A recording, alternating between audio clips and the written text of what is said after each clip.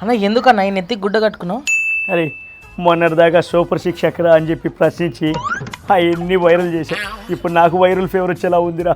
అన్న already 4,000 pension ఇస్తున్నారు, సంవత్సరానికి 3 గ్యాసులు ఫ్రీ ఇస్తున్నారు. ఈ అకాడమిక్ ఇయర్ అయిపోయి మళ్ళీ స్కూల్ స్టార్ట్ చేసే లోపు తల్లికి వందనం ఫ్రీ బస్సు కూడా స్టార్ట్ చేశారంట అన్న.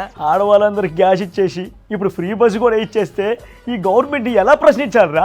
అన్న ఒకటి ఉందన్న, ఏంట్రా అది? ఇలాగే నెత్తికి గుడ్డ కట్టుకొని ఓ చీర కట్టుకొని మధ్యలో బొట్టు పెట్టుకొని ఫ్రీ బస్ ఎక్కి ఆడవాళ్ళతో ఇంటరాక్ట్ అవ్వన్నా. ఈ ప్రభుత్వం ఏం చేయలేదని వాళ్ళతో చెప్పి మెసేజ్ చూడరా.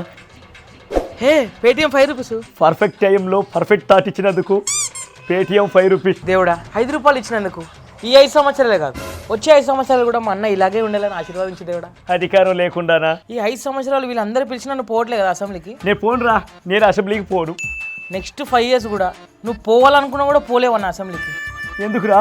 అప్పుడు నువ్వు గెలవగా అన్న.